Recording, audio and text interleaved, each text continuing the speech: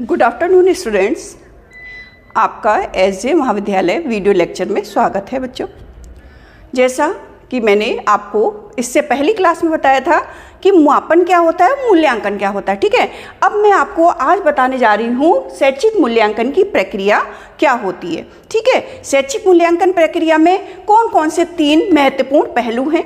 ठीक है, क्या है, जैसे है आपका सबसे पहले है शिक्षण उद्देश्य। ठीक है, उसके बाद है अधिगम अनुभव और मूल्यांकन के उपकरण, विधि और प्रविधि। ठीक है, ये 3 महत्वपूर्ण पहलू हैं मूल्यांकन के। सबसे पहले है आपका शिक्षण उद्देश्य, यानी कि शिक्षण उद्देश्य आपने किस सीमा तक प्राप्त किया है, इसको हम कहते हैं शिक्षण उद्देश्य। यानी कि किसी भी मूल्यांकन करते समय शिक्षण उद्देश्यों की प्राप्ति किस सीमा तक हुई, ये हमको पता लगाना चाहिए। ठीक है, इसको कहते हैं मूल्यांकन की प्रक्रिया। ठीक है, मूल्यांकन प्रक्रिया, शिक्षण उद्देश्य की प्राप्ति किस सीमा तक हुई तथा दूसरा उद्देश्य प्राप्त करने में जो विधियां हैं, प्रविधि कितनी प्रभावी रही। ठीक है, उद्देश्य प्राप्त करने में यानी कि मूल्यांकन के उपकरण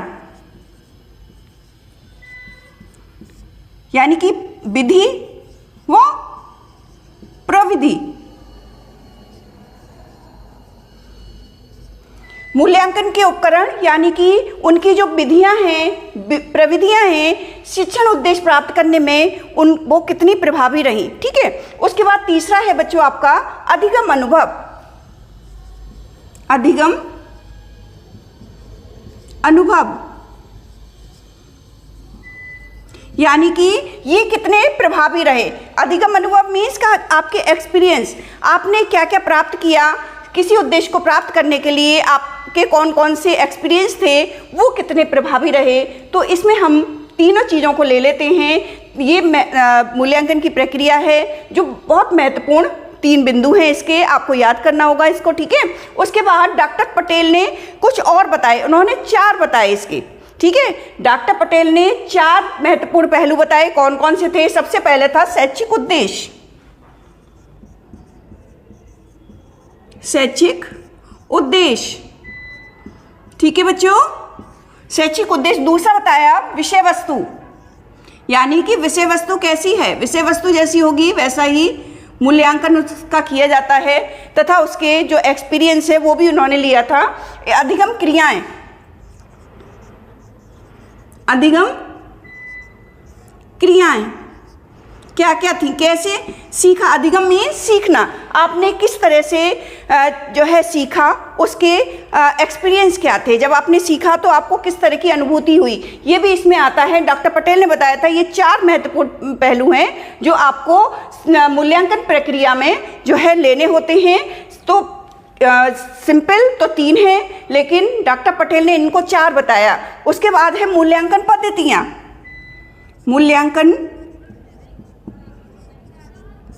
की पद्धतियाँ कौन कौन सी हैं। ठीक है, बहुत इंपॉर्टेंट है ये शैक्षिक मूल्यांकन की प्रक्रिया बच्चों। इसको अच्छे से आप जो है इस डायग्राम के थ्रू बना के आओगे तो आपको नंबर्स अच्छे मिलेंगे। ठीक है, इसको डायग्राम के रूप में बना के आना। जैसे उसके 3 हैं, शैक्षिक मूल्यांकन की प्रक्रिया आती जरूर है एग्जाम में, और ये हर जगह आती है। टेट, सीटेट या आप किसी भी कंपटीशन में अगर शिक्षा से रिलेटेड किसी कंपटीशन में जाते हो तो आपको ये जरूर जो है आती है। तो आप 3 चीज़ें याद रखेंगे इसमें, शिक्षण के उद्देश्य, अधिगम अनुभव और मूल्यांकन के उपकरण या विधि या प्रविधि। ये तो महत्वपूर्ण पहलू हैं। ठीक है, उसके बाद कुछ और शिक्षा शास्त्रियों ने कुछ और जो है उपकरण बताए थे, जैसे कि शैक्षिक उद्देश्य हैं। उन्होंने विषय वस्तु भी शामिल की इसमें। ठीक है, इसमें विषय वस्तु शामिल नहीं थी, लेकिन इसमें विषय वस्तु शामिल है। ठीक है, उन्होंने कहा विषय वस्तु भी इंपॉर्टेंट होती है किसी भी मूल्यांकन की प्रक्रिया में। जैसी विषय वस्तु होगी उसी के अनुसार उसका मूल्यांकन किया जा सकता है। ठीक है, तो ये सारी चीज़ें हैं जो आपको करनी है बच्चों। यानी